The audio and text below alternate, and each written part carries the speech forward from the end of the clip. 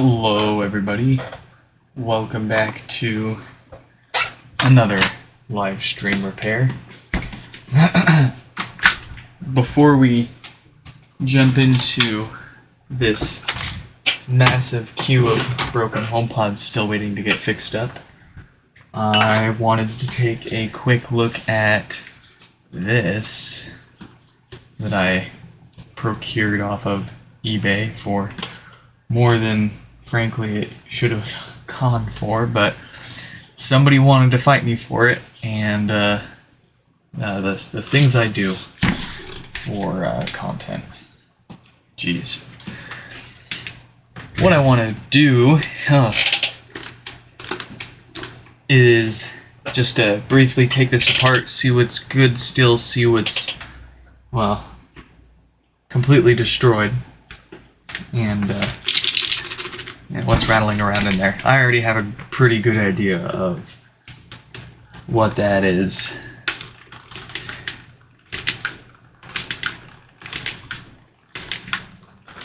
The top is like squishy too, because the whole HomePod's lost its integrity. So it's like moving around on me.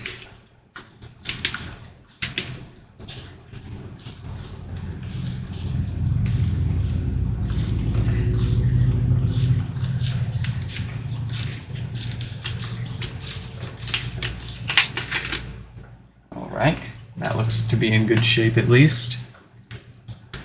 I am not even gonna think about trying to plug this in. That would be fun, but there are some potentially perfectly fine parts in here. Now, if there's nothing I can fix, maybe we will have a little fun with it.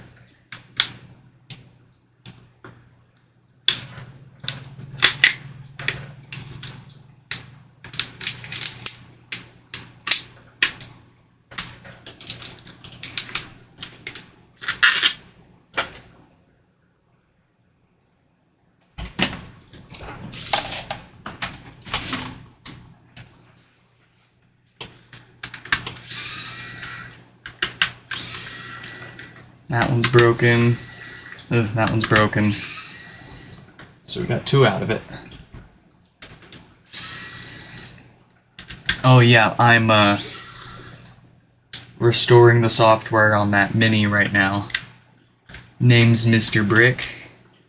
You've probably seen him around our streams basically since the beginning years ago. For the longest time, he would not power on at all. He wouldn't show any signs of life. Even if I plugged him into my computer. Wouldn't show up as any device connected, wouldn't restore or anything like that. So, oh no, I'm mistaken. His name was Mr. Brick because he would boot loop. That was all he would do, is he would sit there and boot loop forever. You couldn't plug him in and restore him. So, we had him boot looping on our desk for a few years, and then one day a few months ago he decided to stop powering on at all. So I figured, okay, well, if that changed, maybe I can plug it into my computer and restore him. Sure enough, he showed right up with the ability to restore as soon as I plugged that USB cable into my computer. And appeared to work just fine. The weird thing is if I leave him on, he will eventually shut back off and not turn back on again unless I leave him unplugged for a bit. So obviously there's some kind of hardware issue with him. Most likely along the lines of like classic storage chip or BGA failure.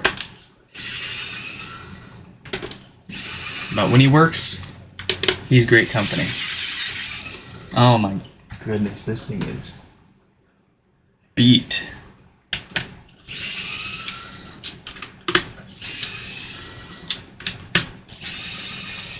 Perhaps the only good thing in this hopefully nobody tried plugging it in with it like this. Then we have a good chance the logic board and the display are good. The subwoofer's probably okay if we can bend it back into shape. Power supply, I've got too many of those to really care about that. And that amplifier board, that's what I'm hoping we can fix. Yeah, subwoofer's a little bent, but it's not the worst. Oh boy, it's really bent right there. That's gnarly. Doesn't really come across on camera very well.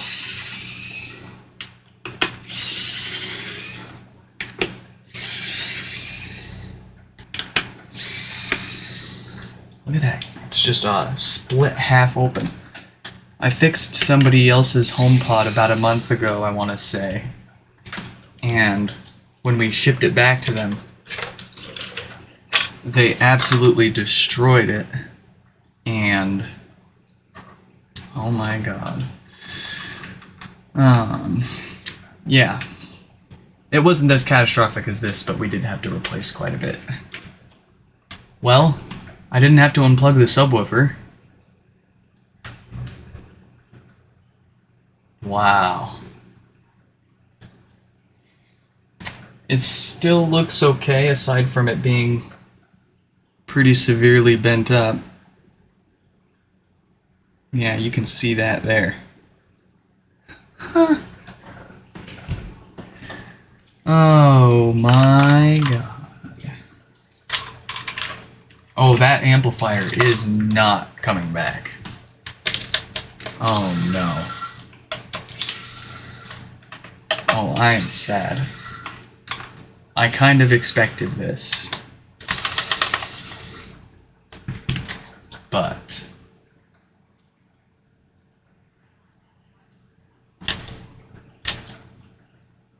let's see what else we can salvage from this. This actually, nope, that's bent there too. Wow. Yeah, and the screws are all bent up. We shouldn't use that. And then this, can't even reuse that. That's, wow. Oh, and of course, we've got our power supply in one perfectly fine complete piece. Nope, maybe not. Oh, wow. I think I'll have to take that back. Oh, yeah.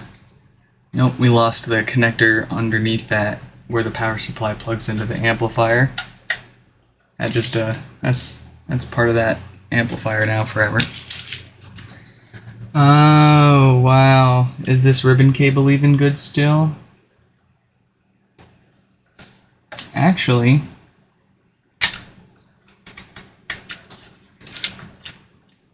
the ribbon cable and the connector going onto the amplifier board look okay. Where did I put my screwdriver? I left it in the living room.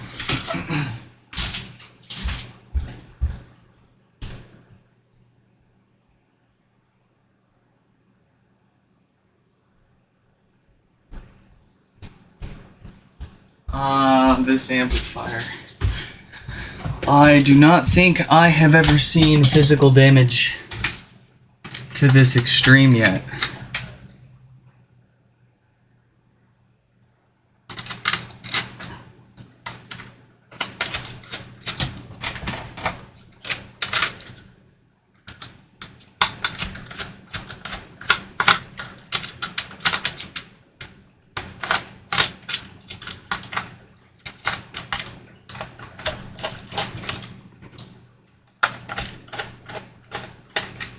It looks like the Mini has finished restoring.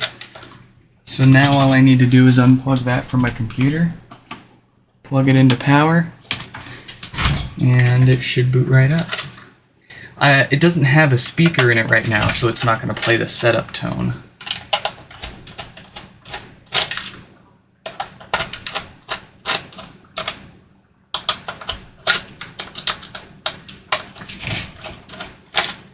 This thing is so beyond cooked.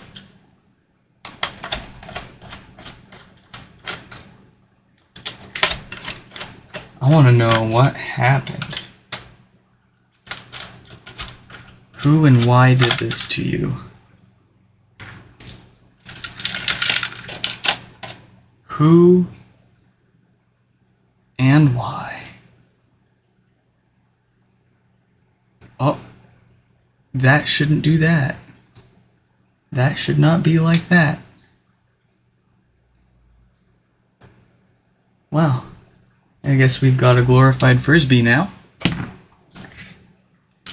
The rest of that? Huh. Microphone simplicity board is still in one perfect piece, so there's that. Wow. What a catastrophe. What a mess. I'm going to put this to the side.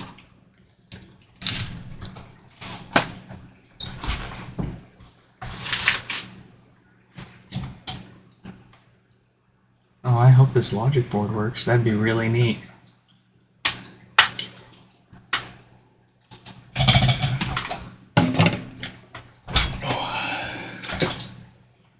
Let's clean some of this up here and we will get to fixing some HomePods.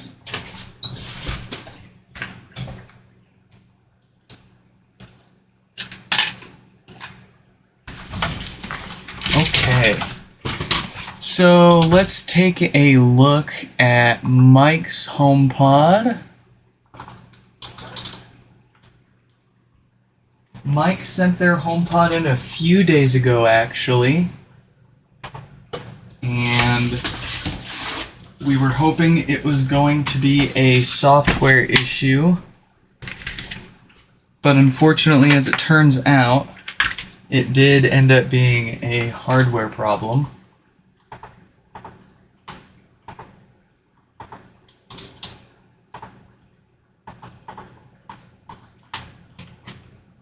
Yeah, so originally their kid unplugged it while playing music. When they plugged it back in, Siri said she couldn't connect. We got it. We tried to restore it on stream here, but unfortunately that did not work.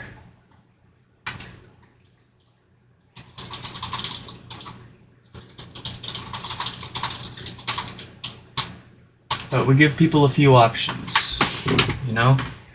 If it's not the cheap fix, you can get it back, no problem. We won't charge you anything. We can keep it. We still won't charge you anything, of course.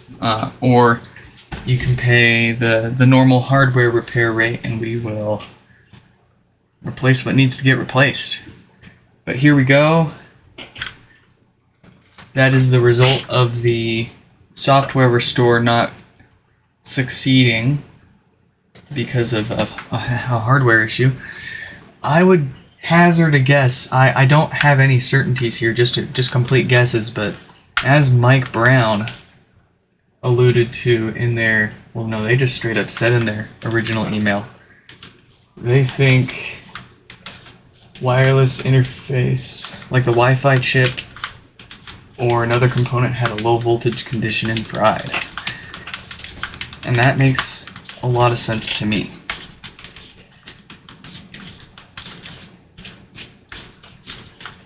So in any case, kind of sucks that that happened. It seems really rare because I unplug the power from my HomePods all the time, even while playing music. And you would think, since there's no way to shut them down or turn them off, you just unplug the power in the first place, they wouldn't really allow them to break themselves that easily. But on the flip side, they can. totally just software brick themselves too. So that's the world we live in. I need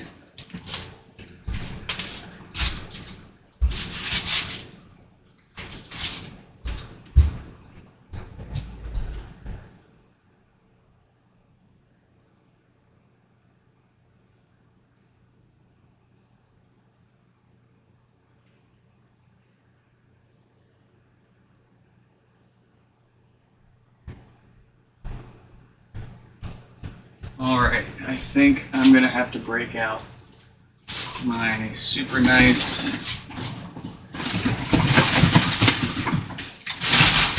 iFixit one because I can't find any of my other ones.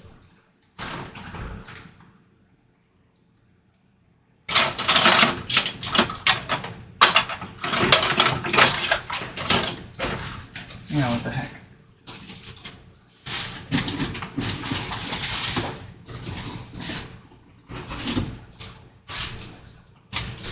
Alright, well I guess we get to break this one in.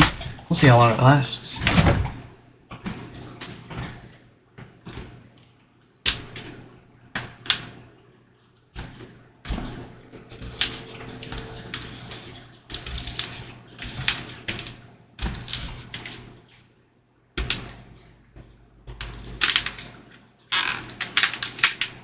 Yeah, I like the cheaper ones because they end up being a little thinner, which becomes an advantage trying to get in between these bits here.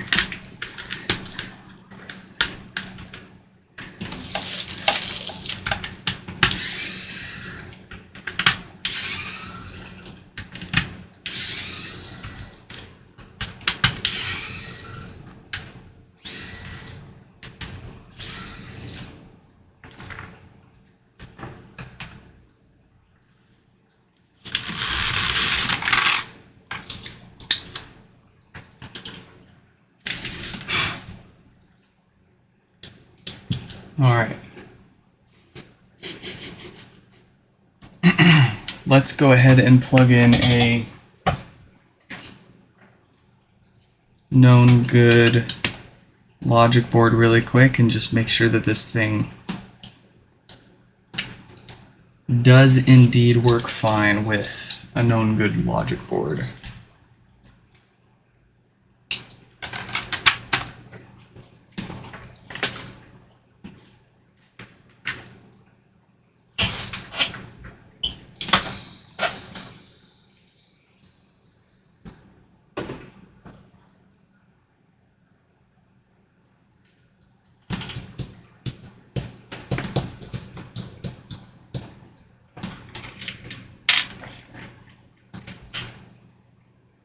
Yeah.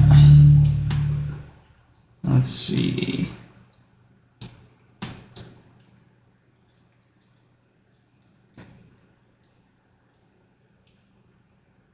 I lost my marker, so I'm just gonna scratch that in there. We'll put this into the pile of hardware issue logic boards that we're starting to accrue, and at some point in the near future we will start exploring how to actually tackle the hardware repair side of those guys. There's a few other people on YouTube doing it, particularly with NAND reballing. But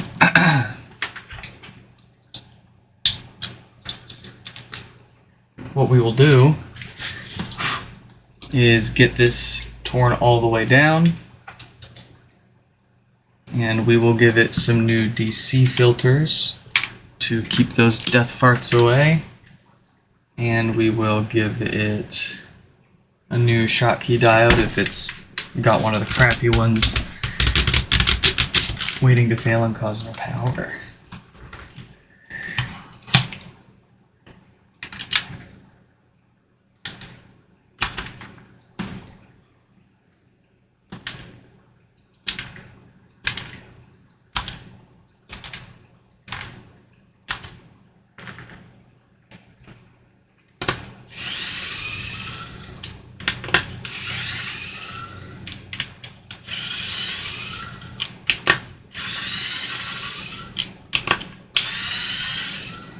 Oh, I should probably correct this right here. Mike's problem wasn't DC offset, it was logic board. But we've already got another logic board there waiting to go. Let's do a little bit of maintenance.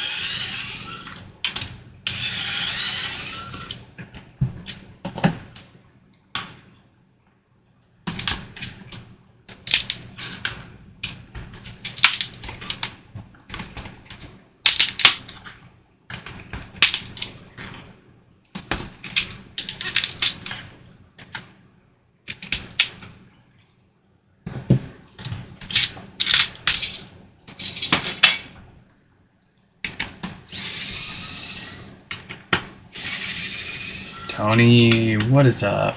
Welcome back. You know what we're always up to.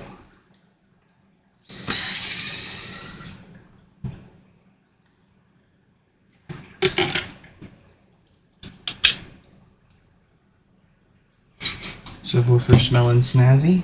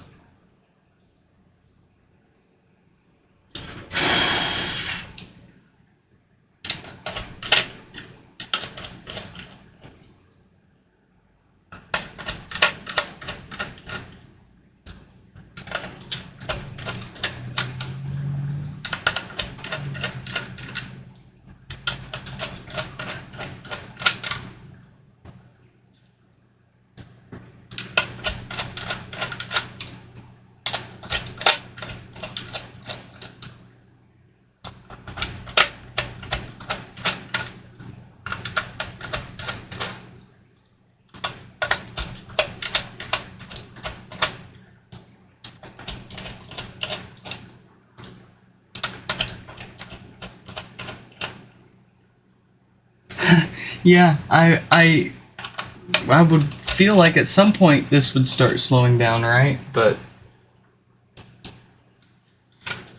how many do we have to fix before there's just no more people that are willing that need their HomePod fixed anymore?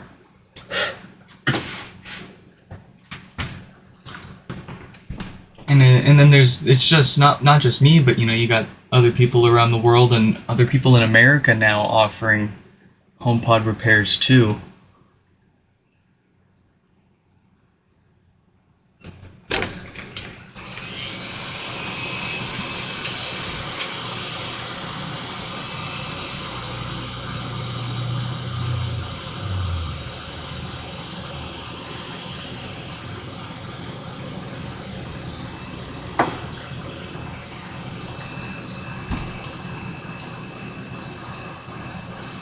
But it's wild. It's pretty much been as busy as it has been since day one.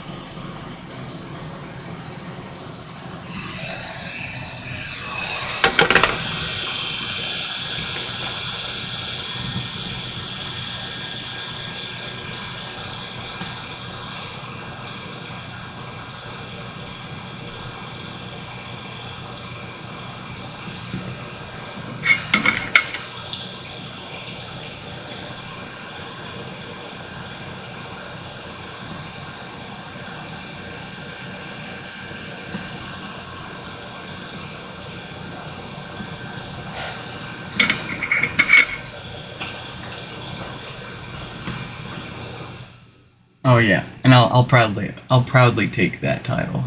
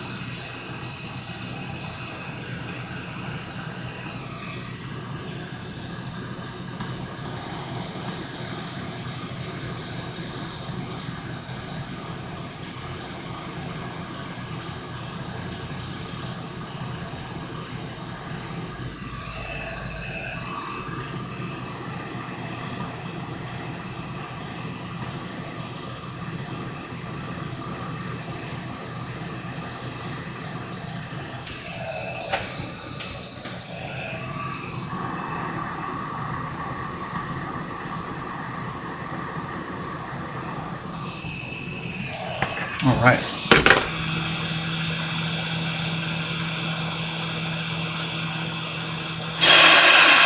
Some fancy, fresh new filters on there. Does this date code need to be, does this diode need to be replaced? Oh no, it doesn't. It's got a date code of 36K. So that's all that this HomePod needs to be worried about. Let's get it back together.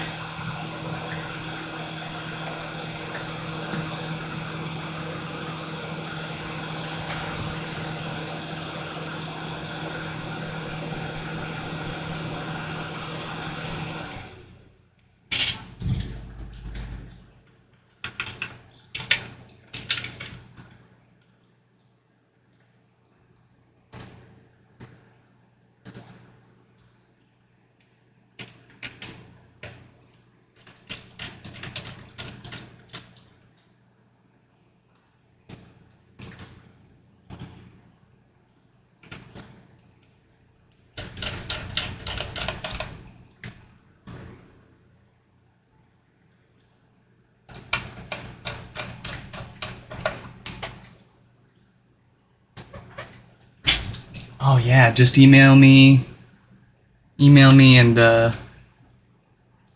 I will put a dongle together for you, let you know how to pay for it.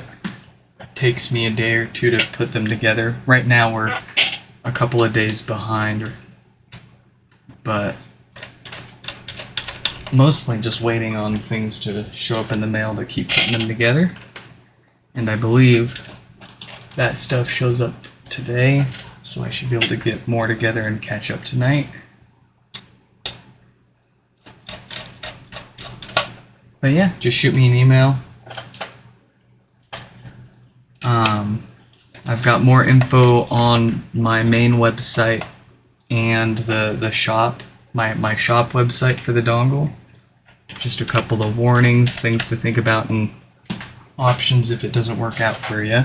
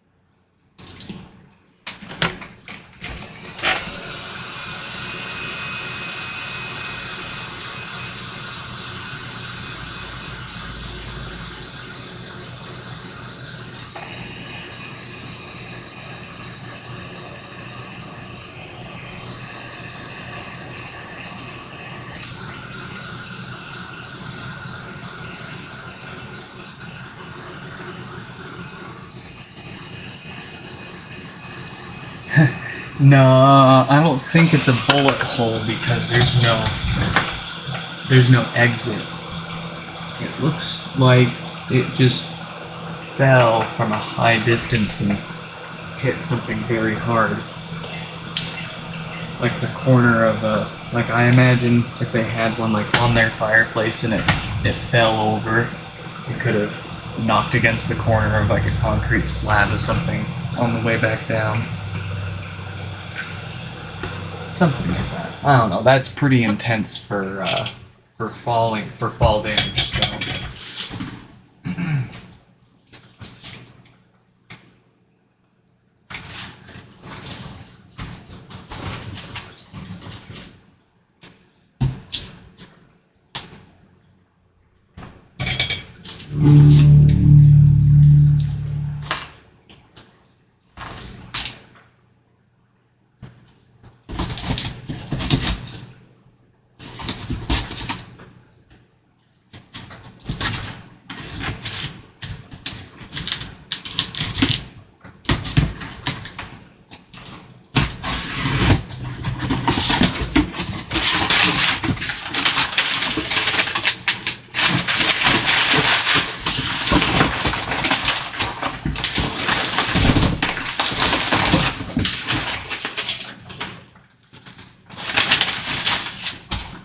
Right. That looks good to go.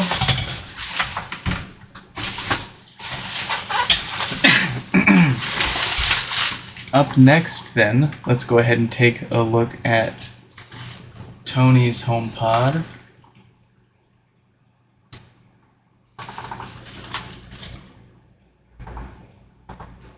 Let's see, have an original HomePod which will play just fine for 10 minutes and then shuts off and starts making interference type noises.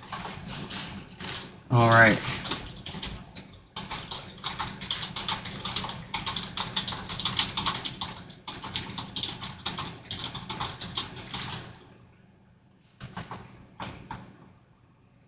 That sounds like classic DC offset symptoms, those DC filters going bad and letting too much of that DC voltage through.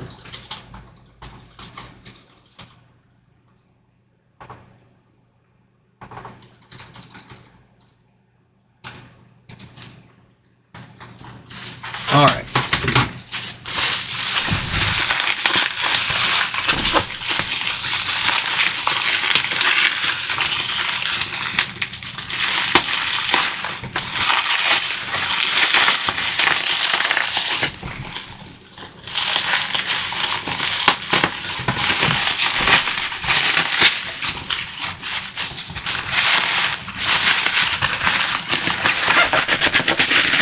Yes, I can reuse this.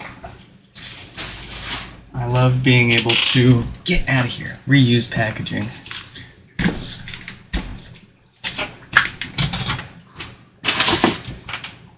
Alright. Let's see if we get any obvious symptoms from this on the bench.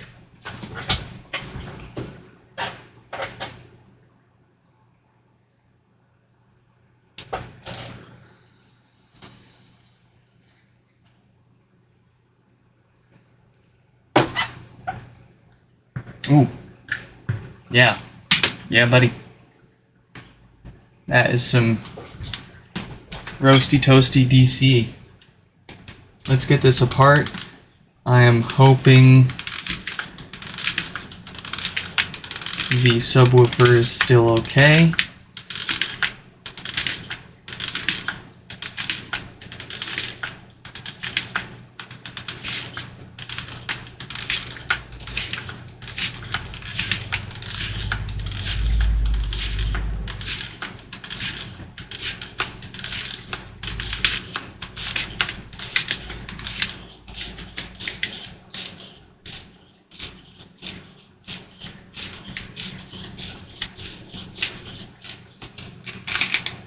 Oh.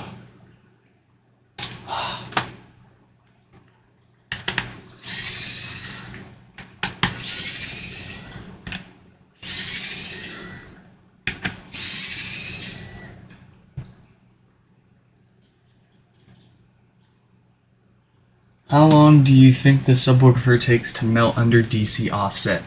That is a great question. I like it. I couldn't say exactly. Obviously, of course, it depends on how much DC voltage the subwoofer is experiencing and whether or not you are playing music or not too, and what kind of music you're playing. So if you're playing music, then it's giving it a little bit of a chance to cool down, but it's still working extra hard to end up with a worse result. But it's hard to say. It shouldn't fry it immediately.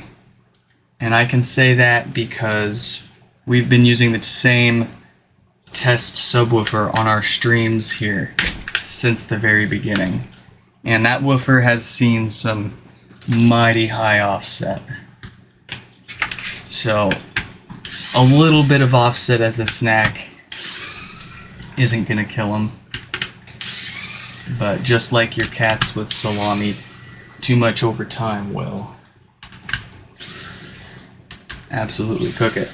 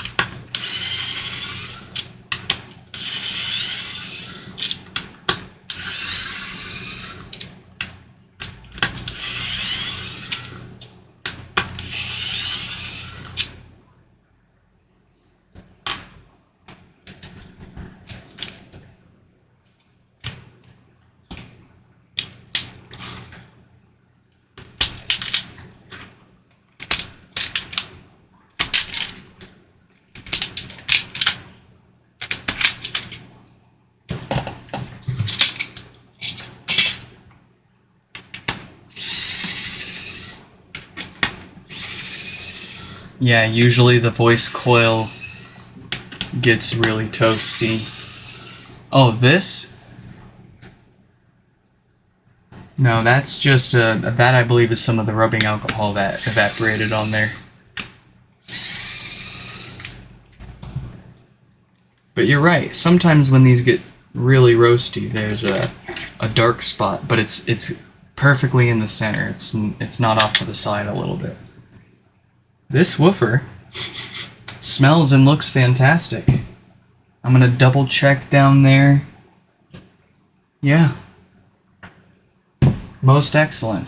I love to see it. Which means, yep, I see that resistor on the amplifier board where the subwoofer plugs in is looking mighty roasty.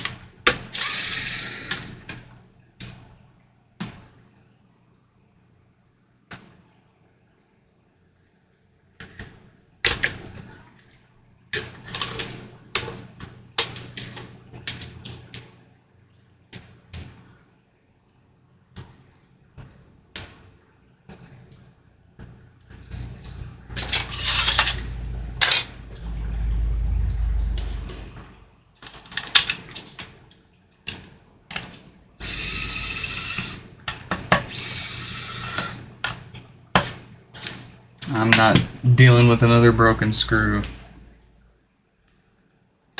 too soon.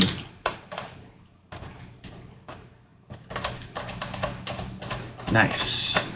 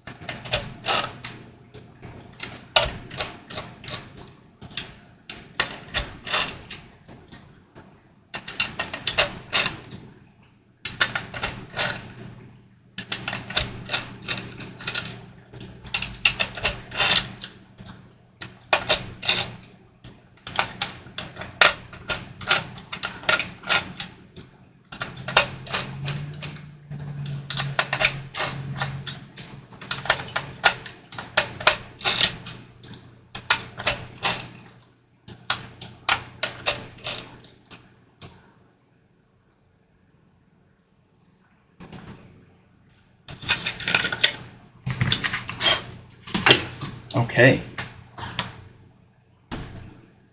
The date code on the diode for this board is 42K, so that need not be replaced. Let's go ahead and replace these DC filters so we can get that under control, and then we'll replace that blown up resistor on the other side, and that should be all this needs.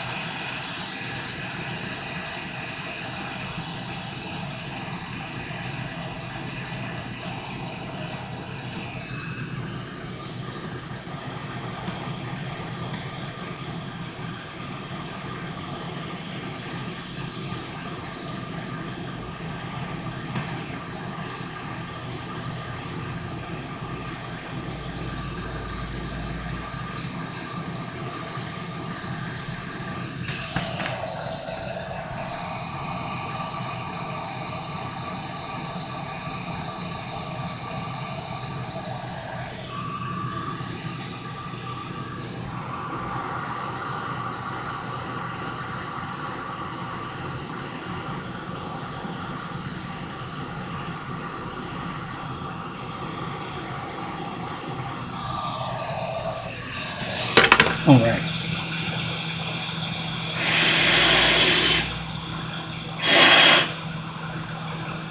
We've got those filters replaced. Let's get that nasty looking resistor out of there.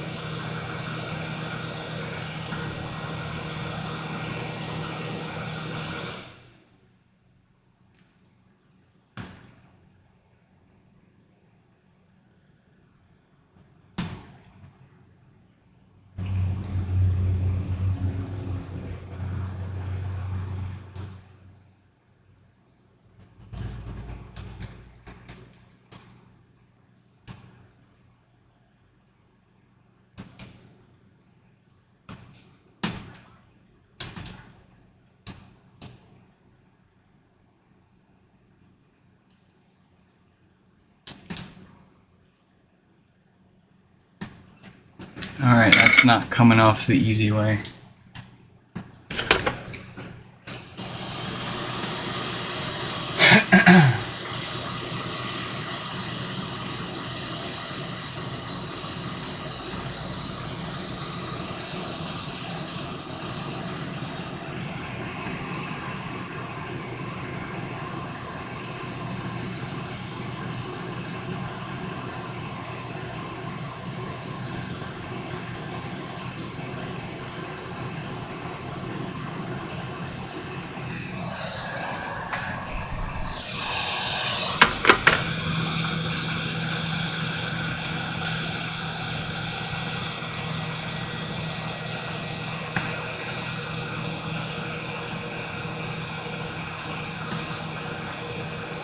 Good times. Good times.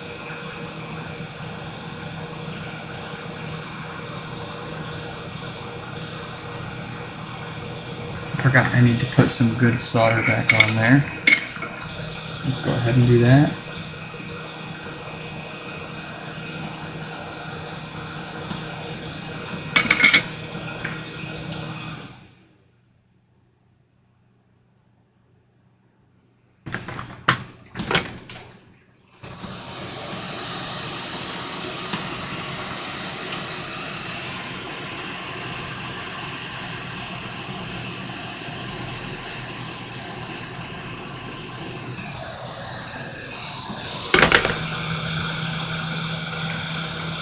There we go.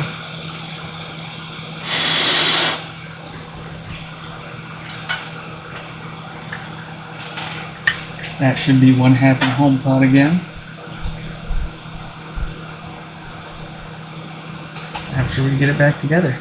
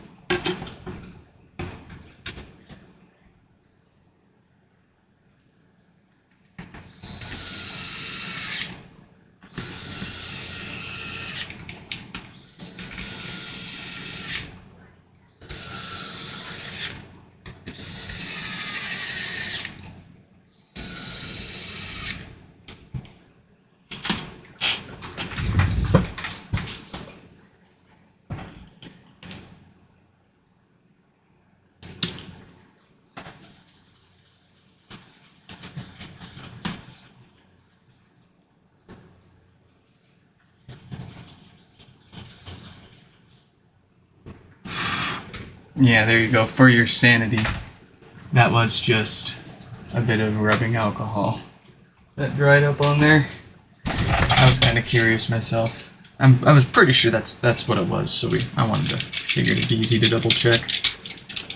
But that subwoofer is in surprisingly excellent shape for the kind of damage the rest of the amp went through. That's what I like to see, and what I imagine they designed it to do was blow that resistor up on the amplifier before roasting the subwoofer, along with the death farts where the amp detects too much DC voltage and force restarts as well.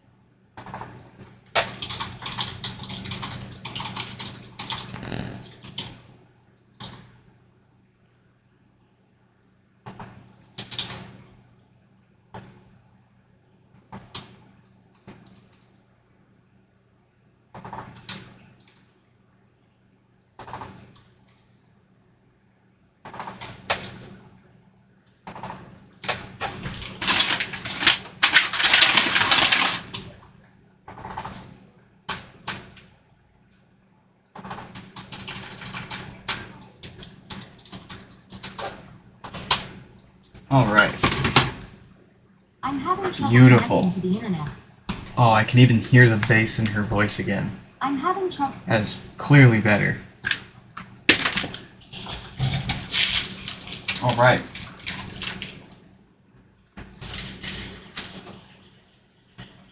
Next up.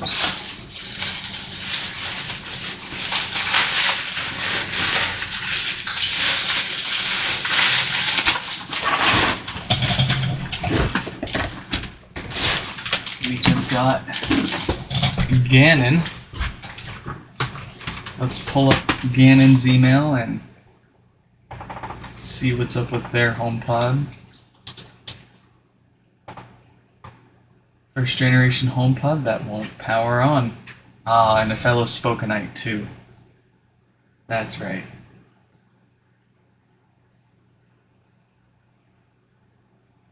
Let's see. Nothing else here. Looks like we're just doing a power repair.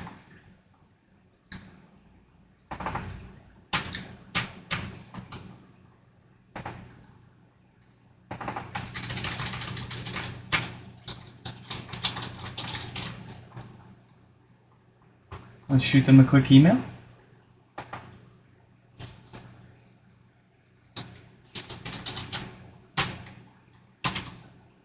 And let's get this thing opened up.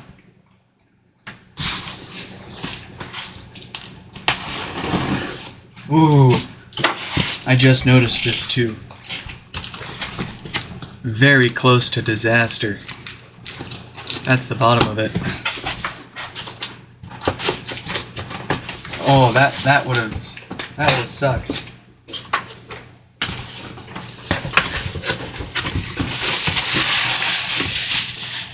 Ooh, oh man, excellent packaging. Good grief. Alright, I'll put that in my top 10. That was both incredibly easy, incredibly clean.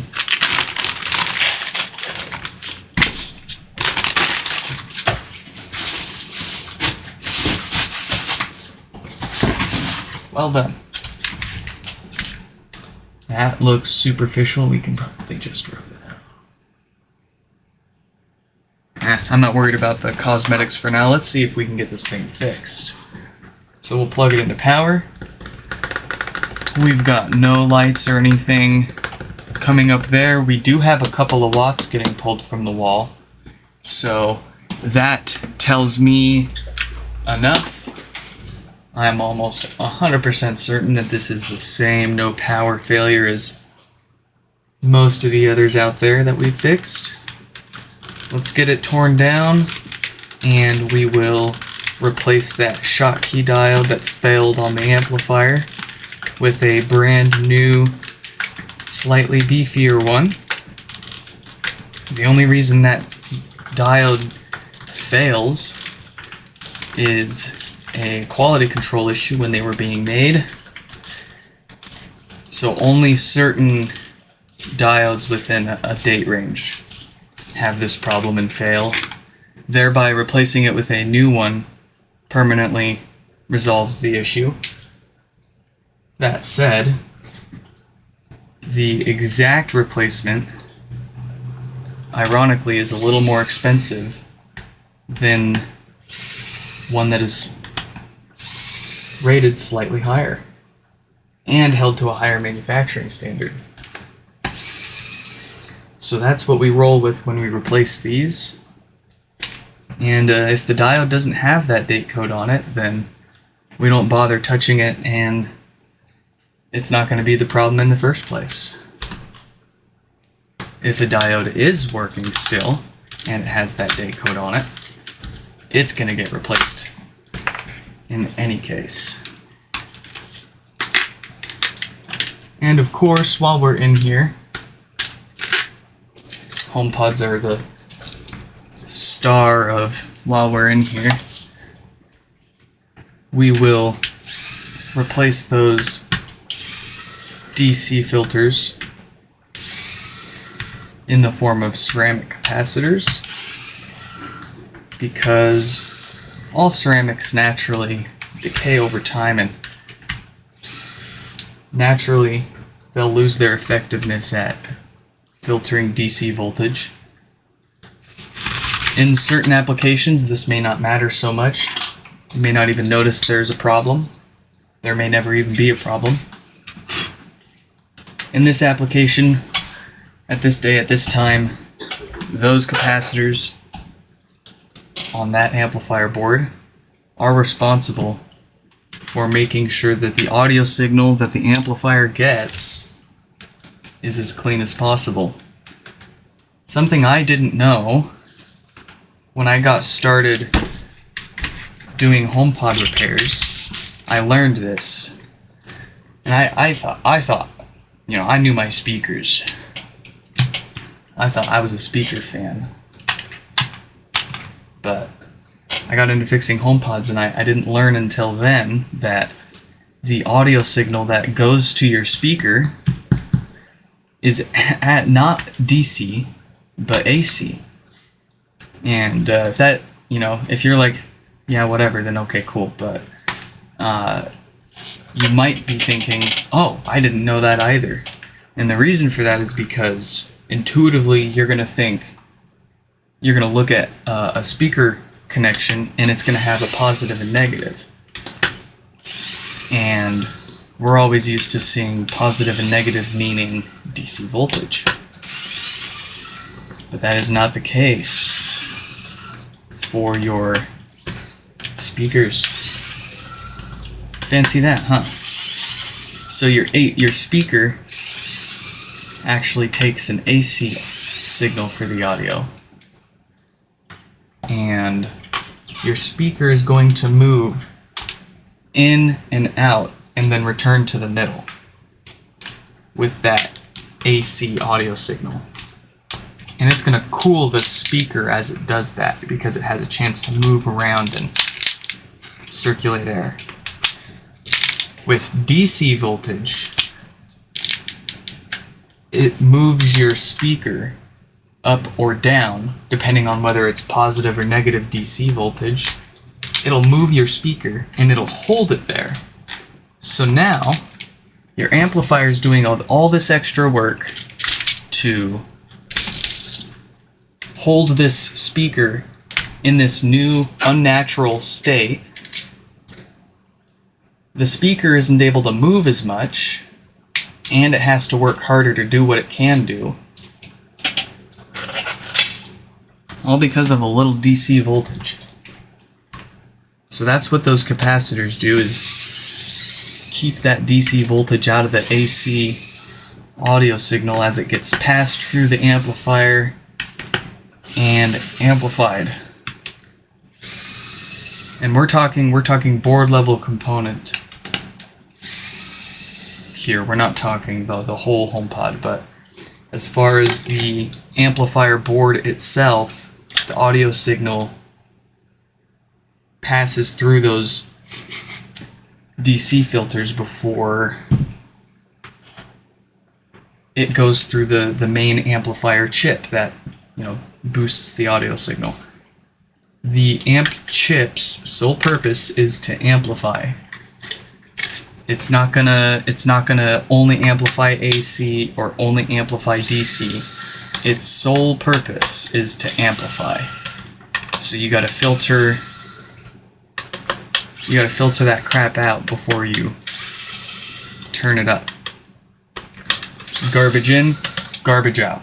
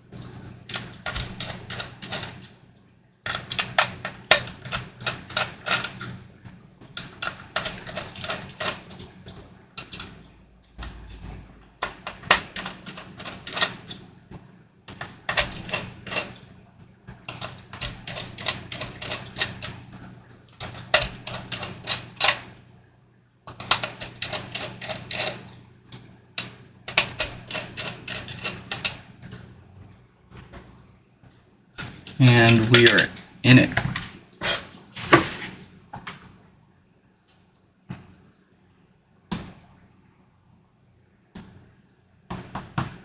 Alright, first up, let's do a little bit of maintenance here. Like we were rambling about, let's get those DC filters swapped out first so that this HomePod doesn't come back to us for flatulence or other bass issues. One thing that I hate the most about doing a HomePod repairs is getting one that I've already worked on back.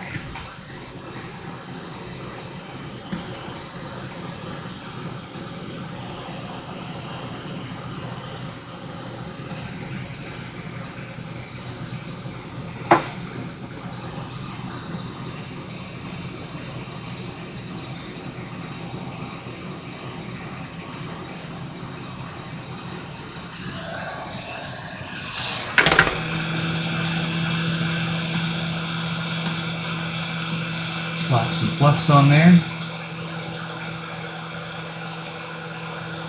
This is the fancy no clean stuff. It's not going to corrode and conduct and cause issues waving it around. And it's fantastic stuff. It flows really nicely. Reasonably priced. I haven't tried the Amtech stuff yet that one other guy likes to plug a lot. If somebody ever wants to send me a bottle of that stuff and convince me, I'd be more than happy to try it out. But good stuff here.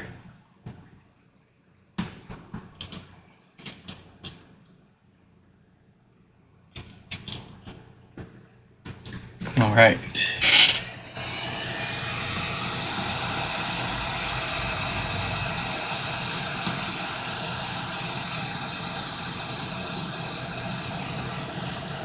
You may be tempted to use capacitors out of a capacitor booklet. You know, those binders full of different capacitors and values. Don't do that. Those are probably not rated for what they need to do. Sure, they might have the right capacitance, they might even work for a little bit, but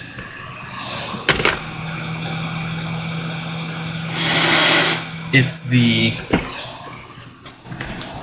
heat tolerance too, how they react and how they perform under certain temperatures. And these can get a little toasty, so they need to be up to snuff.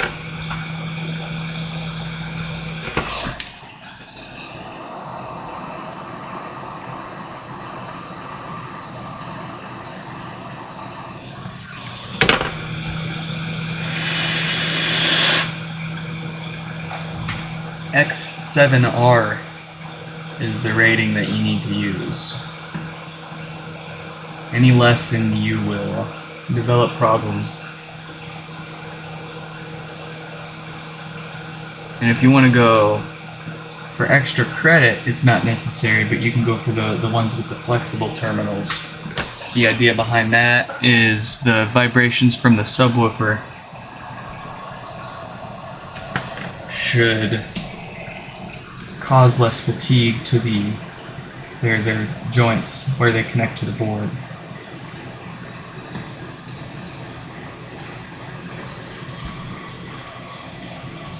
But that is not necessary so much as the rating.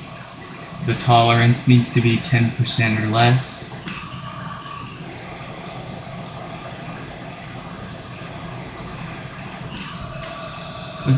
Did that diode start crackling at me? That's the first time I've ever had one of those start to crackle at me. It's kind of scary.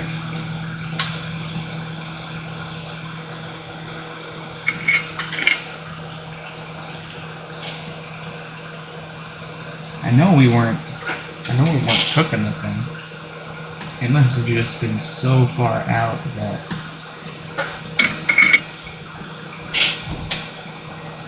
the Bakelite casing was already starting to fall apart. reminds me of my very first HomePod that I ever got to even try just to fix for myself. Fixing for others wasn't even a thought in my mind yet. But I wanted to get my hands on more broken HomePods. Or I just wanted more HomePods. So, why is that camera so blurry?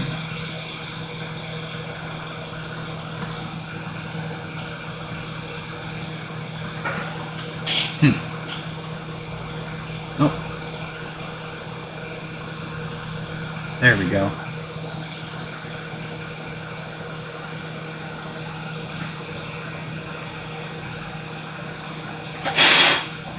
Yeah, it reminds me of my very first broken HomePod that I bought for myself to see if I could fix any of them and grow my personal collection. I didn't even have a hot air gun at the time, I just had a soldering iron, and what I ended up doing was taking a knife to the diode and stabbing the diode and breaking it apart while it was still on the board. And all that was left was the pad from the diode itself. So just the bare copper pad sitting on top of the board, still soldered on there. So I just soldered the new diode on top of that with my iron, and it worked. And I immediately hopped on Amazon and bought a hot air gun and more broken HomePods off eBay. And more diodes. And the rest is HomePod repairs for others.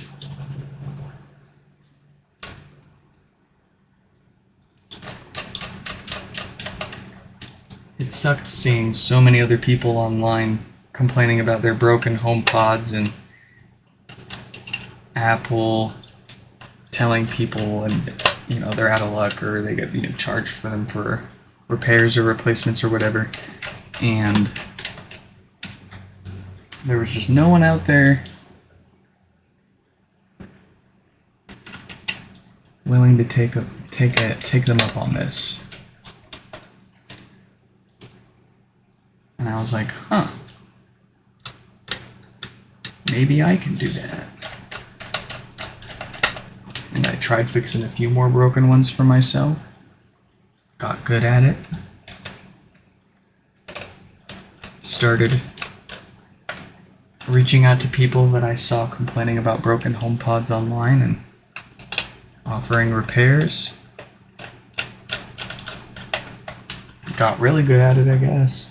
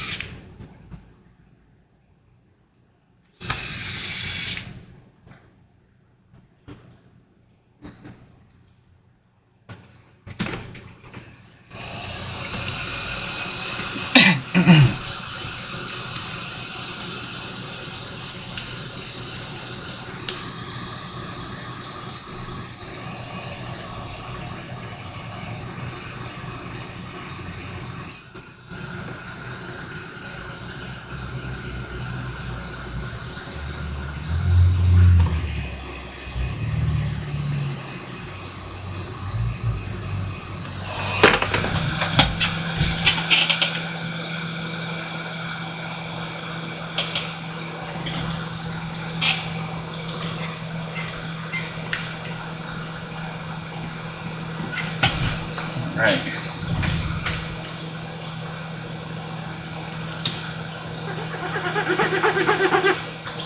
Easy peasy.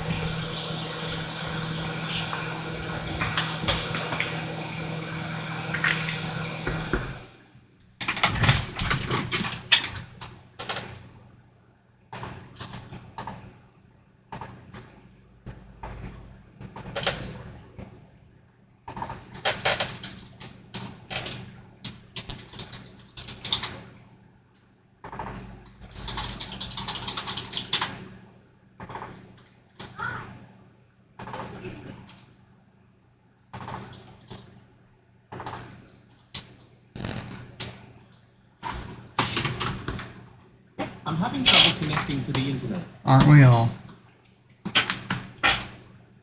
Alright. Back into your cozy little cove. Next up, we have Richard.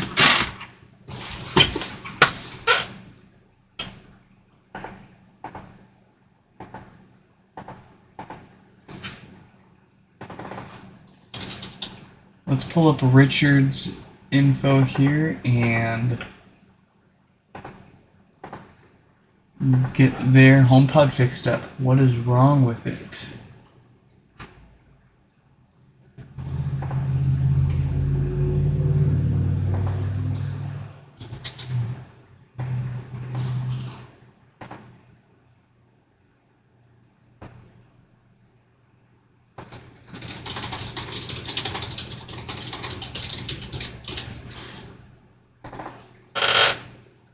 Where is their email?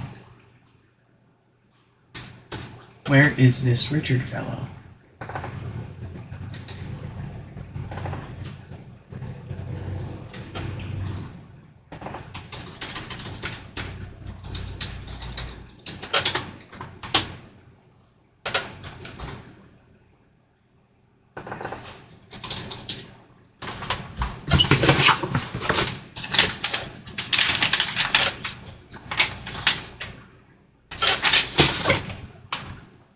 Here we go.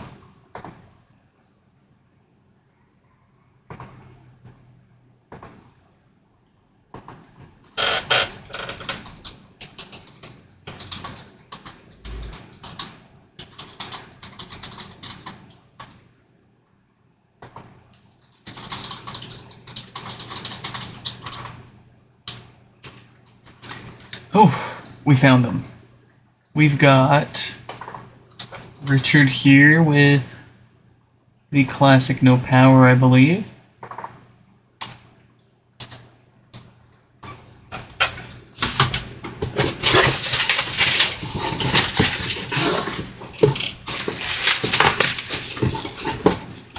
Ooh, I like that.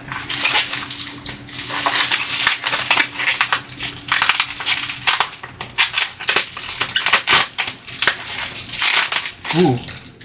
Don't look at that. Let me put this down. It's a good thing I caught this before we opened up a white HomePod of all things.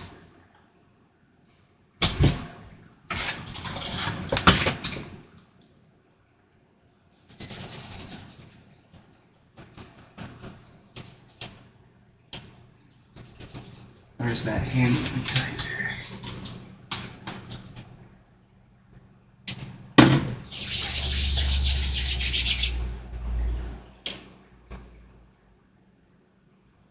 Rinse myself off really quick.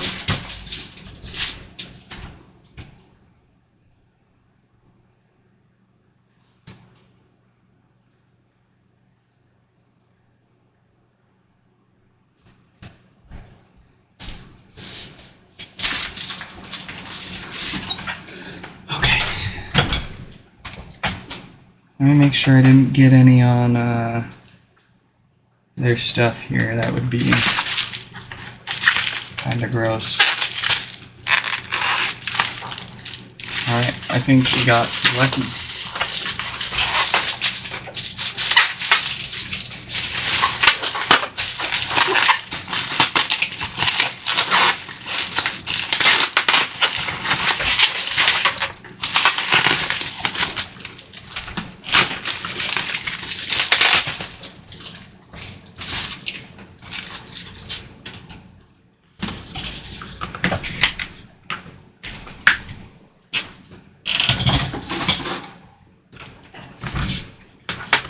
Alright.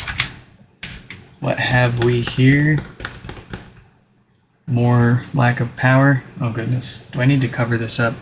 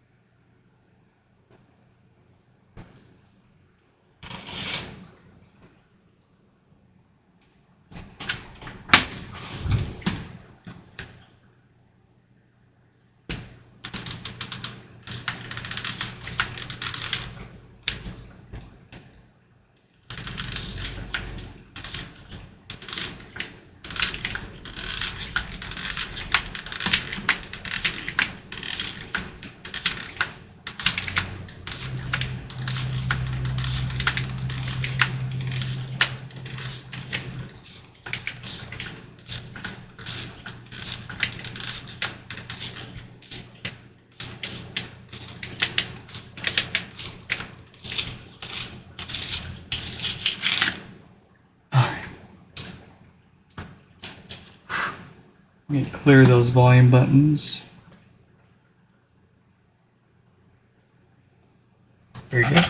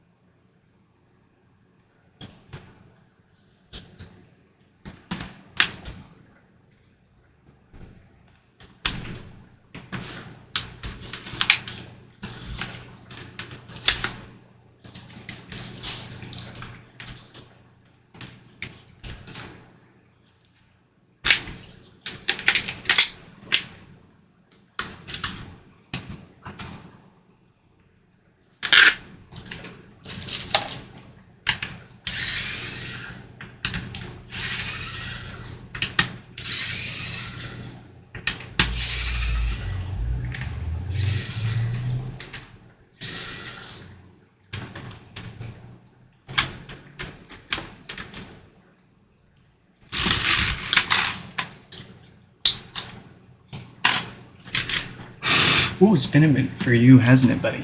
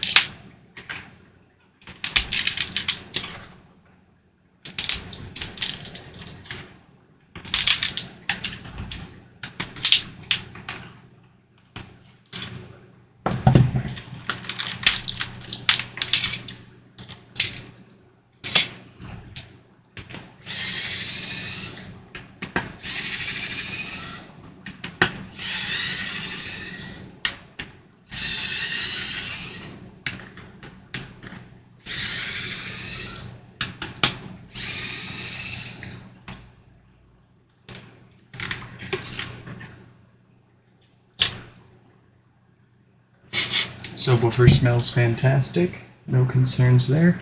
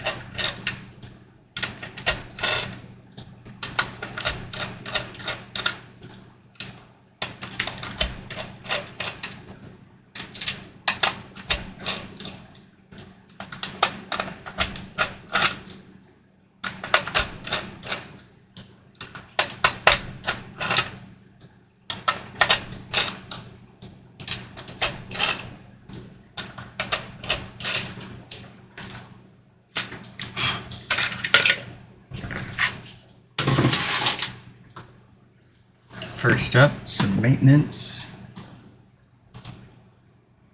Let's get those filters replaced to keep the death farts away.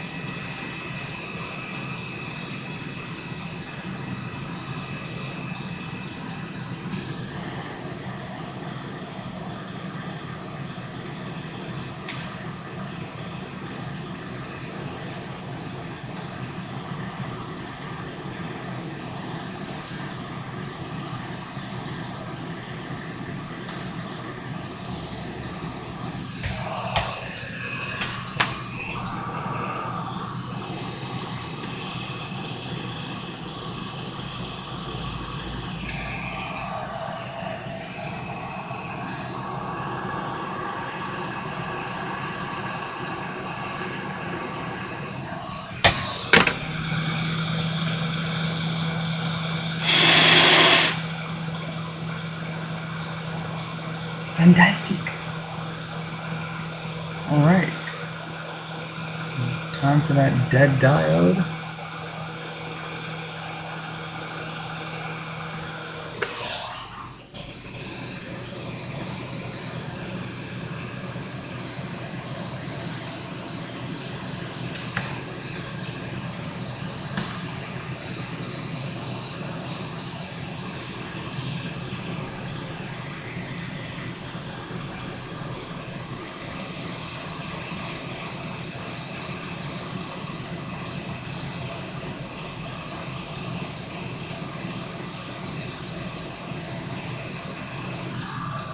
See that sucker try to slide back on there?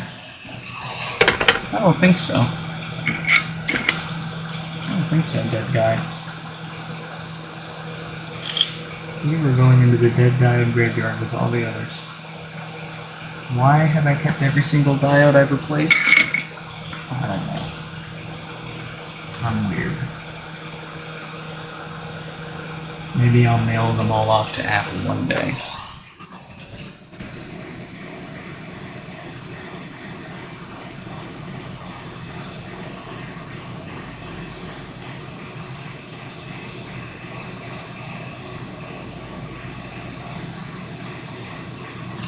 Oh, we got a little straggler sticking out there on the side.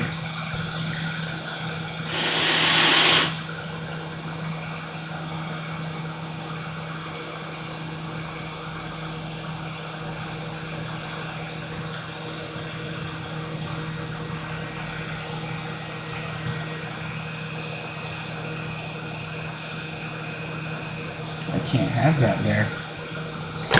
We cannot have it.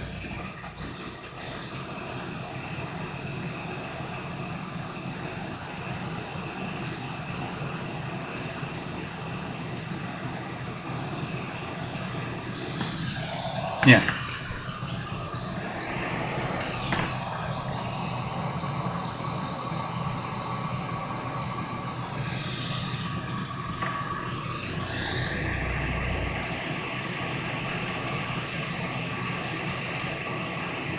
There we go.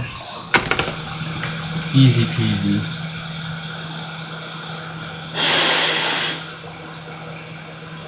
Well, now my diode's a little crooked, and I can't leave it. I can't leave it be. I can't.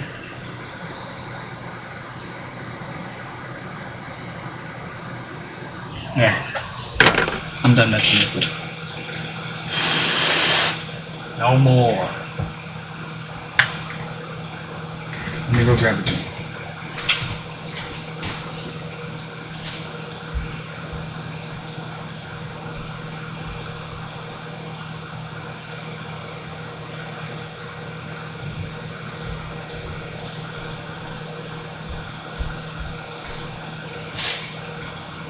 Because I am thirsty.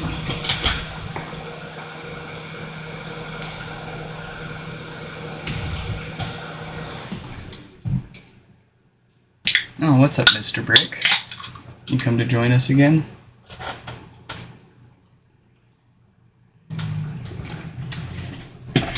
Good stuff.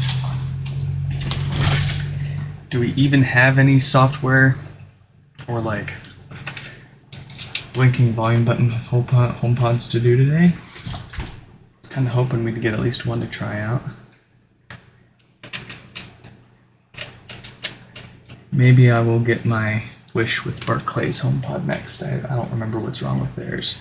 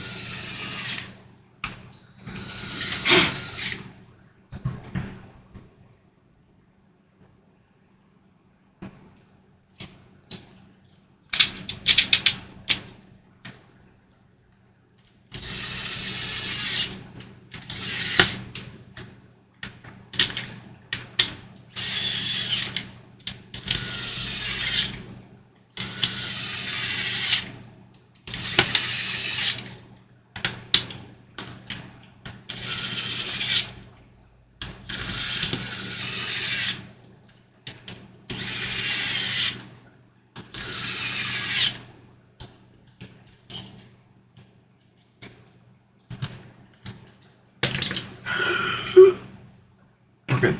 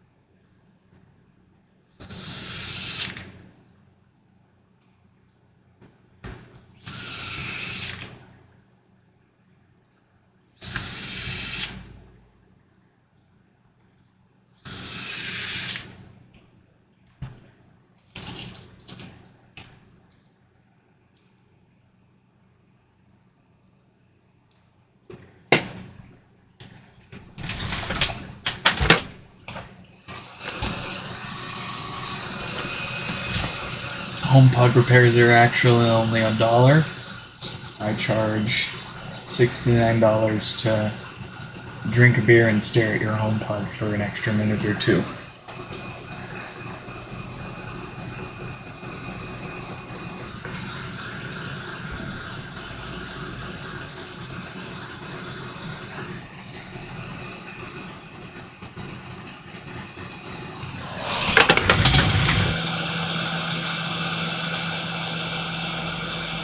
I mean, that's kind of partially true because the dial itself usually about $1.09, not including, you know, shipping.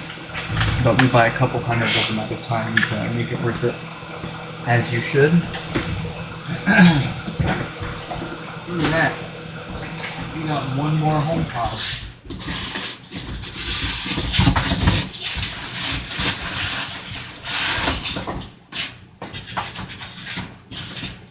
Uh-oh.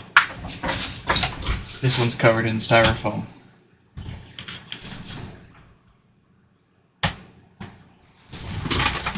All right.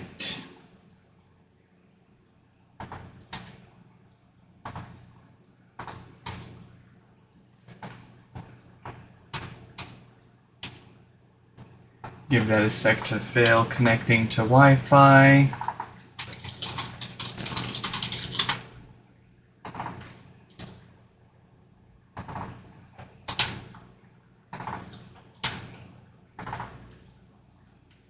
Let's see, this one's going back to Ontario, so it is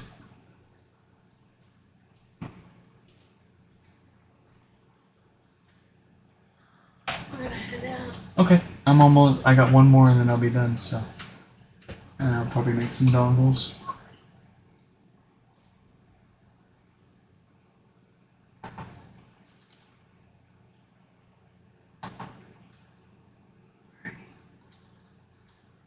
Trying to figure out how to get her another shit. You carry her? Yeah. You put the shit in the car first. You. No, you're okay. Don't Okay. worry about it. Alright. Let's do this. Just making sure. Let's see.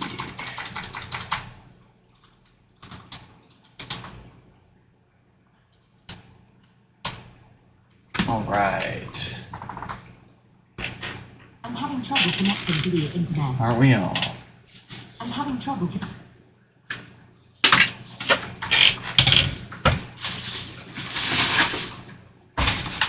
Alright. This one is Barclay's HomePod. Let's pull up their email so we know what we're fixing.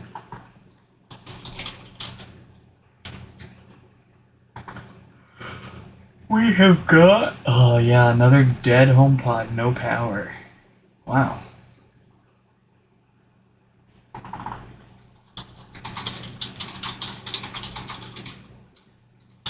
Let me shoot them a quick email so they can watch us fix it up, and then we'll take it apart and fix it.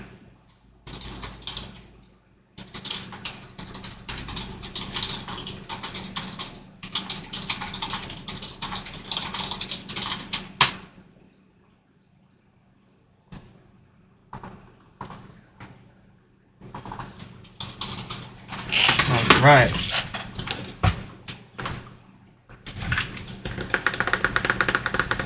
Indeed, it has no power, and it does have the usual symptoms for a dead diode on the amplifier. Let's get this fixed.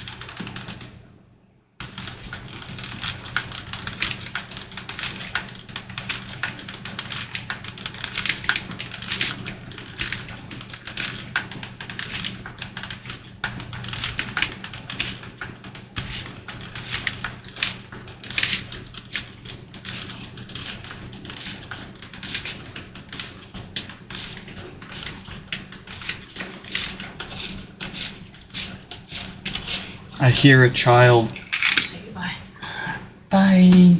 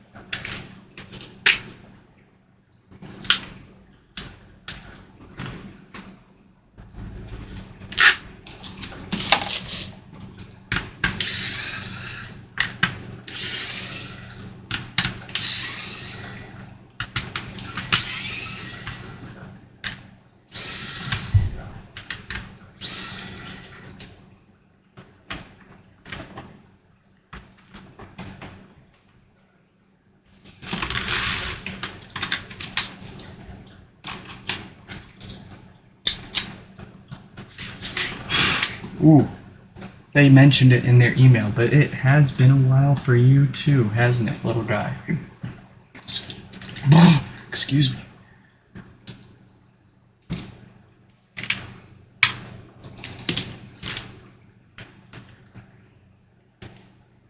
We'll pick all that styrofoam out with our tweezers before we ship it back to them. Of course, I think we'll wrap it in something, and that way we can reuse their styrofoam. But It won't make it all messy.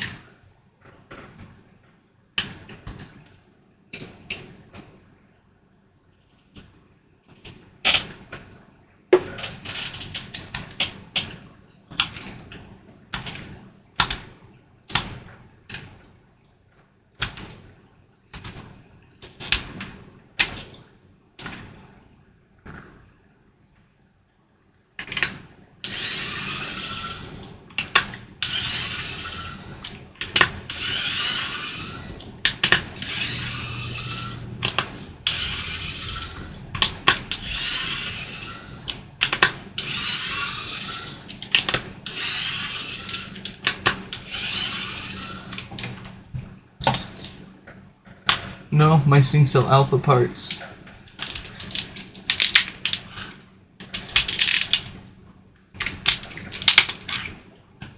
Dank Pods has his Pook cells. I've got my SingCell Alpha screws and doodads.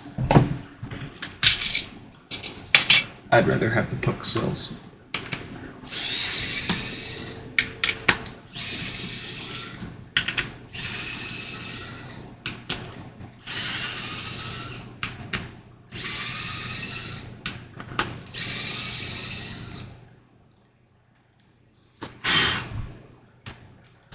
Damn.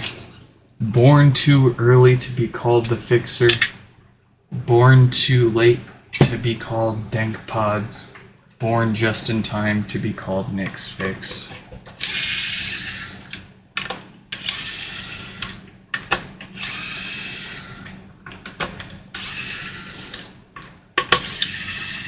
I wonder if I can ask Dank Pods if I can just use their name.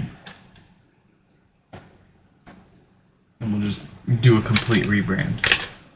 It'll be super confusing for everybody. Dankpod's the HomePod repair guy, or Dankpod's the iPod guy? With the snake and the cars and that. Well, see, we're oddly similar. I've got a bunch of cars and I love to mess with my cars and I love garbage cars. I just don't have a pet snake. I used to.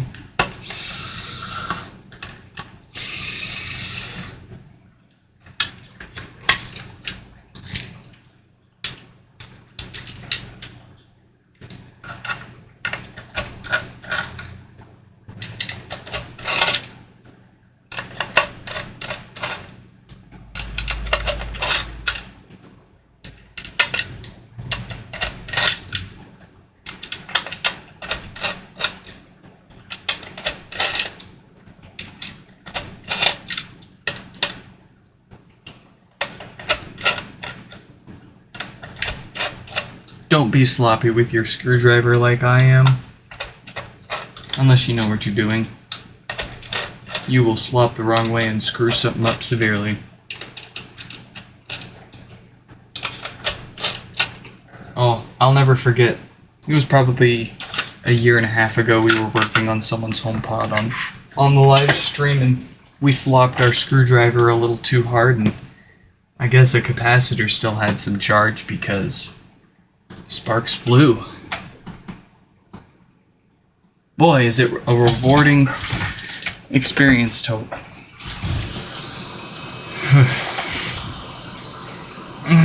Anyways, before we start this, I am thirsty again.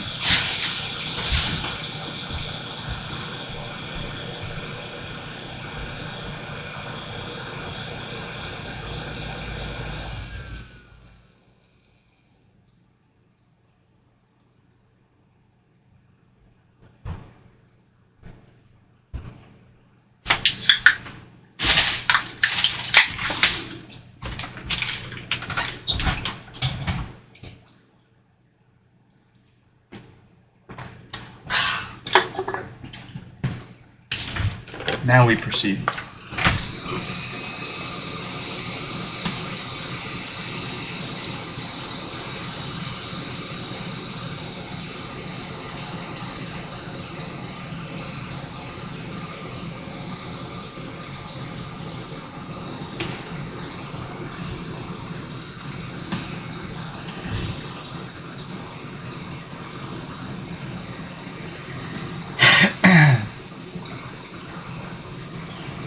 after we fix Barclay's HomePod, we will throw some dongles together, eh?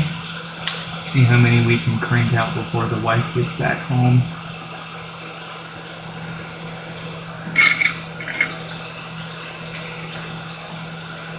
Thankfully, I've already got the adapters and the pogo pins set up. We just need to solder some wires onto them. So we should be able to get quite a few done and ready to go out today. I would really like to catch up.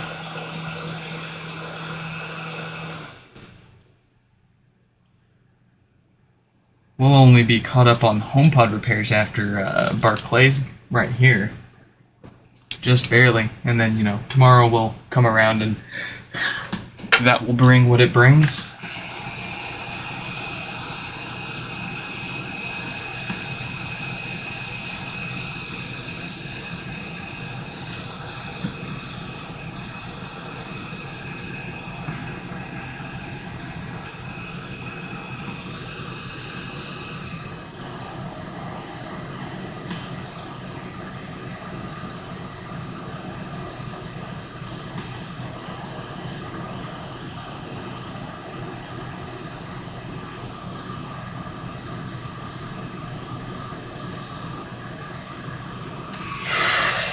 So hot. So very, very hot. As it should be.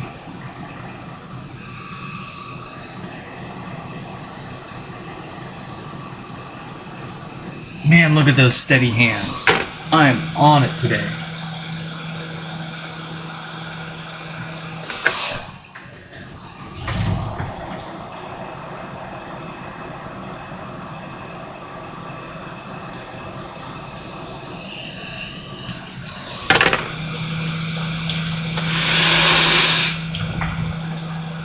Alright, let's knock out that dead diode.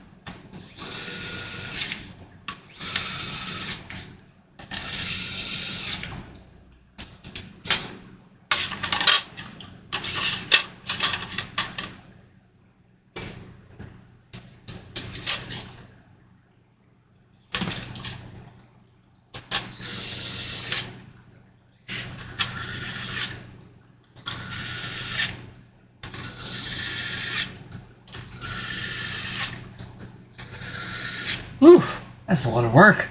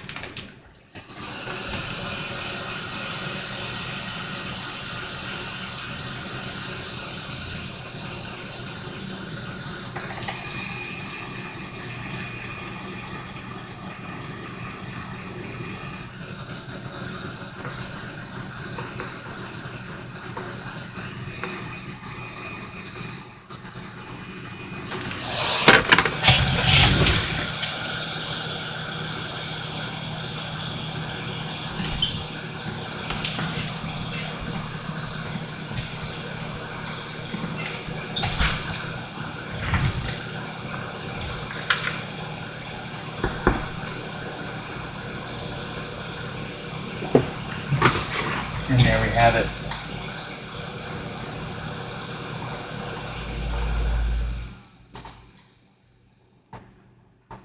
We'll give that a sec to boot up and timeout connecting to the Wi-Fi.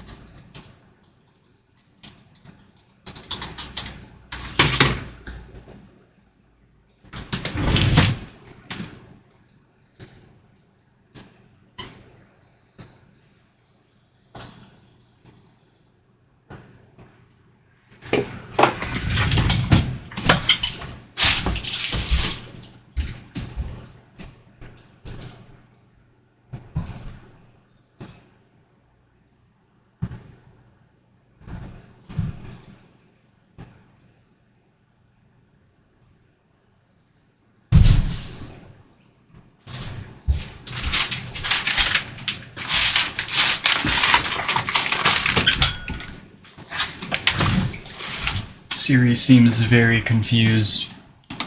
It's okay. You're welcome. What? Huh? Huh? What? I'm having trouble connecting to the internet. That's what you should say. I think that was my phone.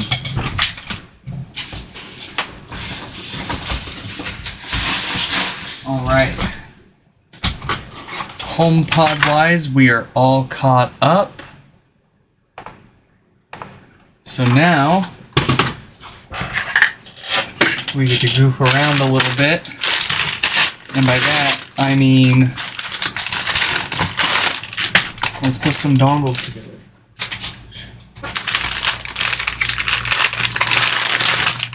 Do I wanna? Not in particular. Do I gotta? Depends on how you look at it. Yeah, I do. Alright. Let's make sure our pogo pins move nice and freely and they're not glued in. We can solder a cable to this.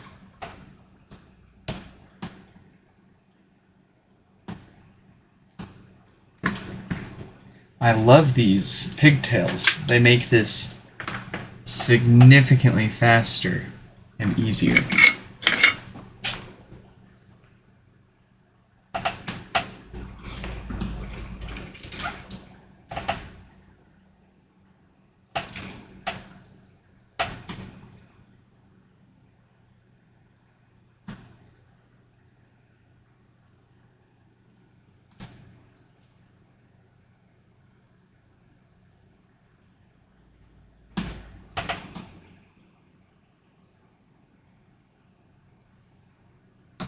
No!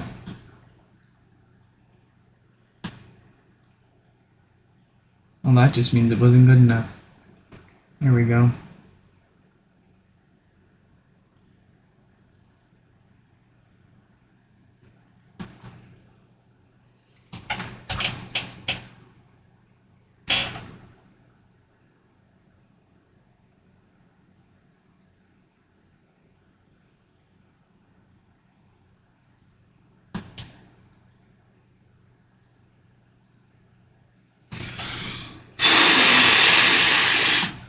Want to make sure that doesn't overheat. Melt our plastic. If you're good at it, you'll have no problems soldering the cable to the pins if you glue them in after the fact, or if you solder them on after the fact. But see, we're dinguses.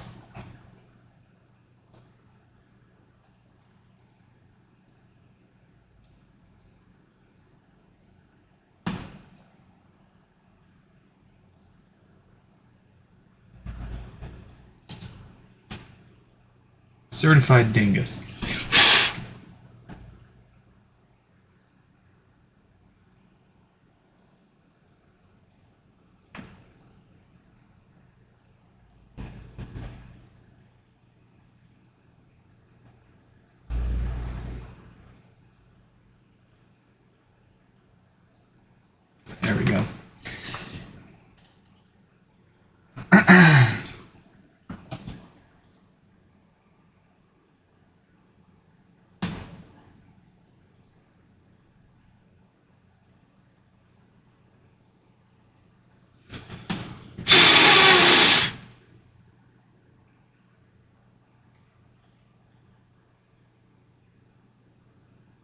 Alright. That is good. Let's grab another adapter plate. Make sure it's moving nice and easy.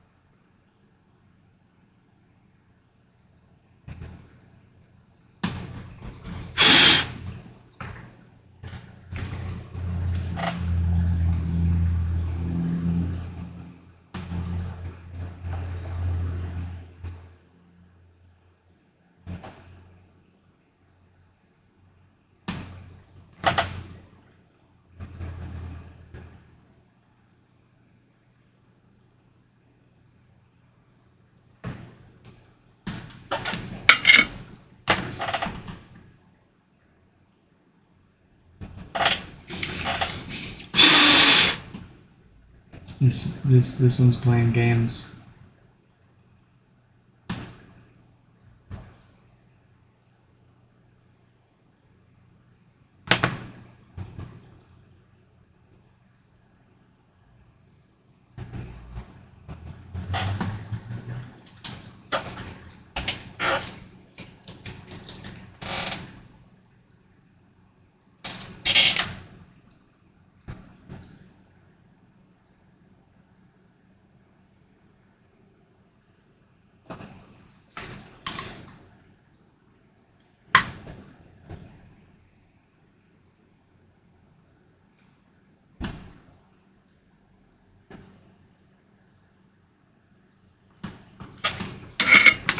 Alright, that's 2. Let's grab another plate here. Springs move, or pogo pins move nice and easy.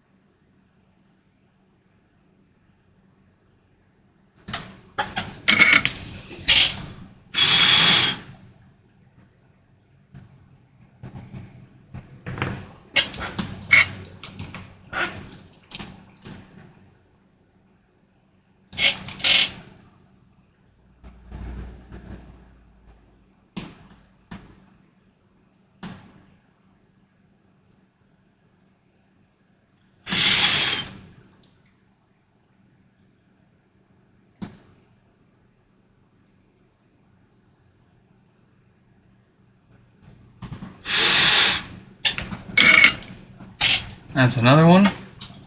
I got plenty of cables left. Let's see here. This one works just fine.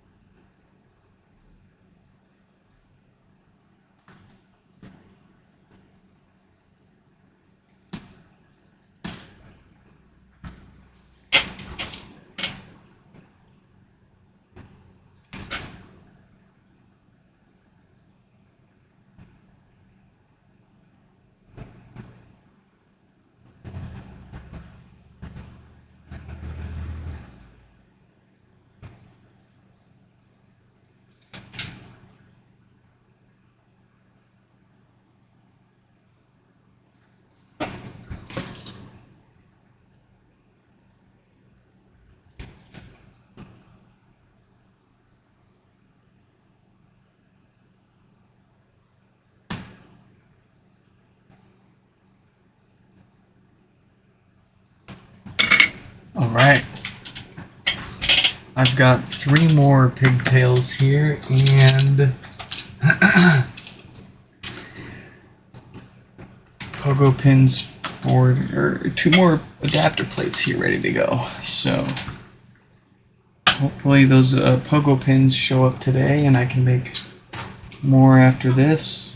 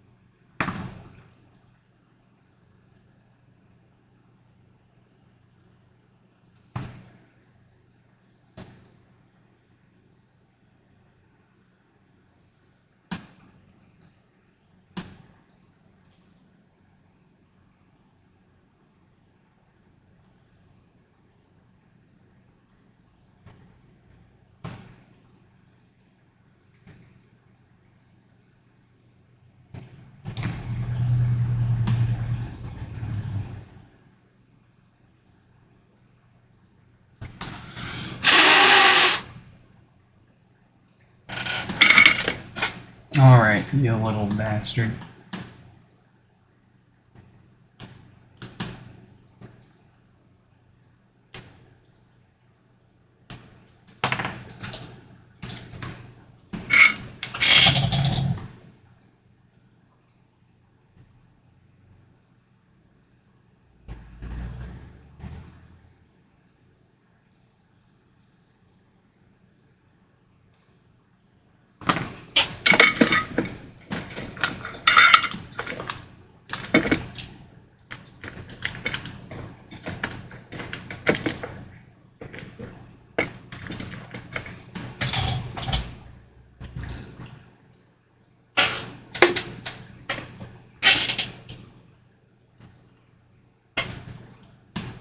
Let's see, is that touching?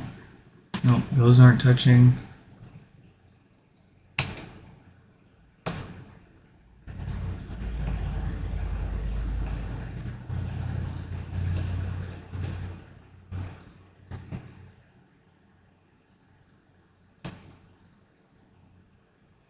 Oh, it's close.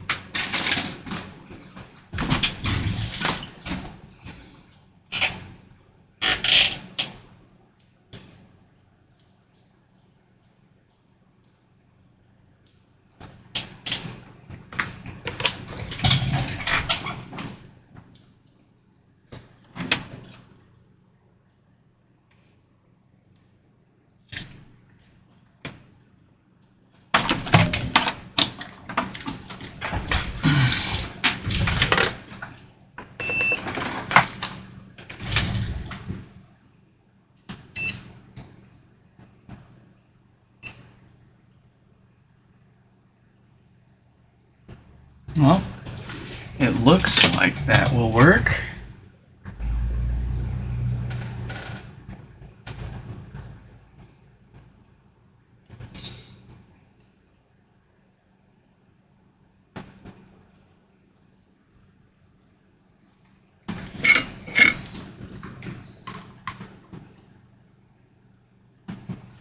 I'm still not too happy with it. I'm gonna try to fix this.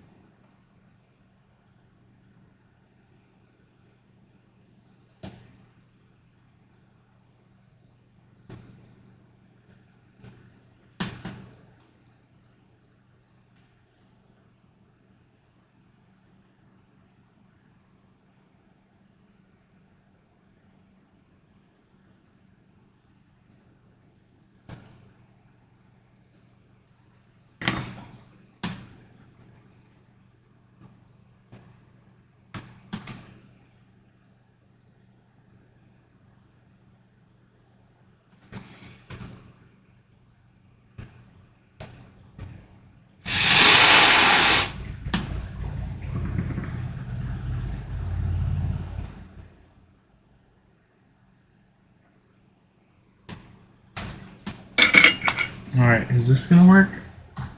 Will this do? This'll work. Very nice. Alright.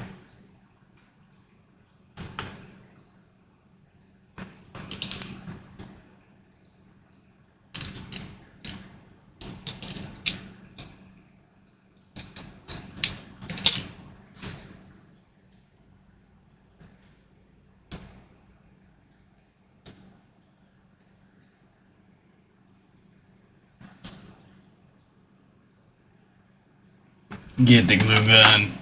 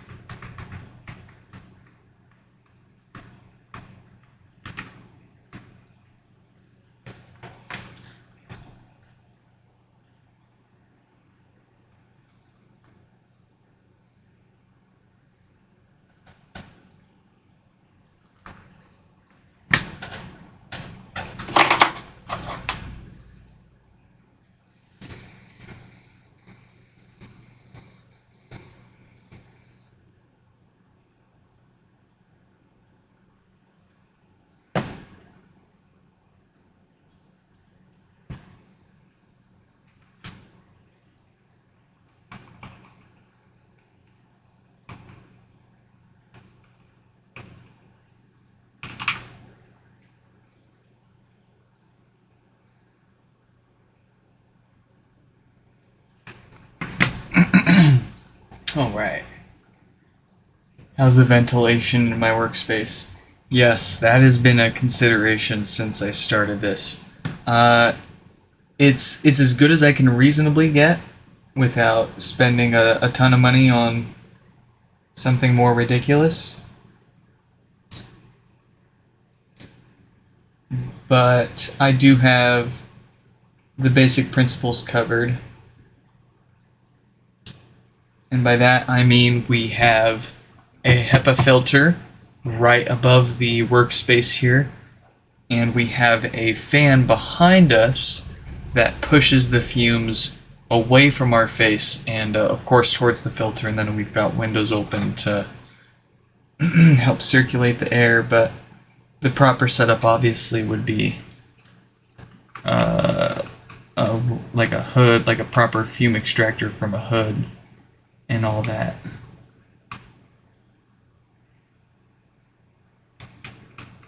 Hot glue isn't any better for you. That'll give you lung cancer easy. Basically, if you can smell it, you're inhaling the physical particles of it. That's not a fun thought to come across your mind while you're walking through Costco and you smell someone else's farts.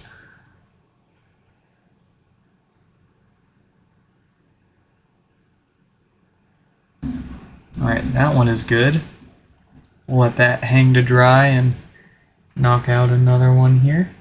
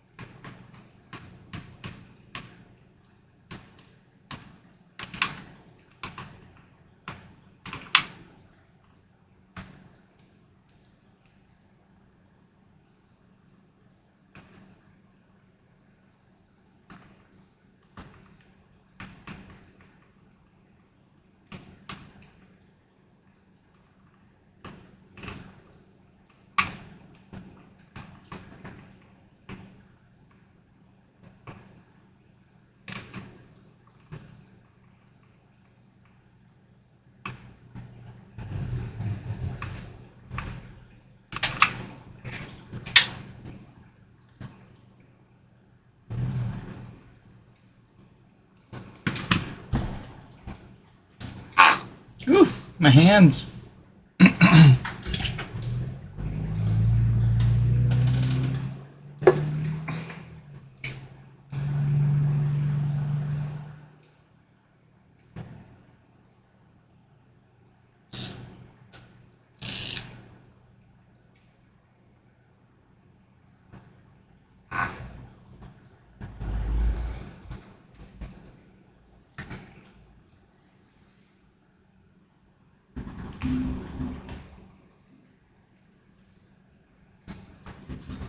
Alright, looks like I forgot the pogo pins on this one here, so we'll go ahead and put this one together.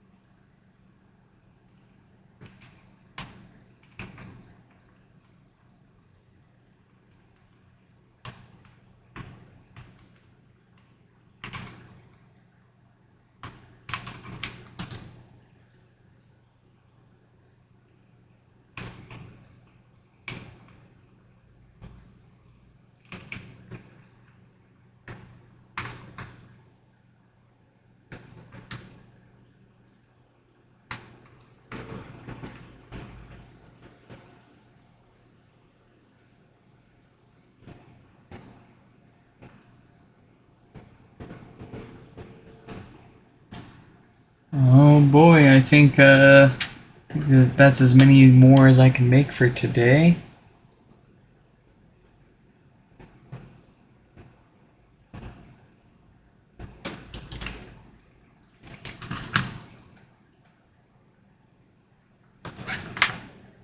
Let's see, we got 1, 2, 3, 4, 5, 6 more done.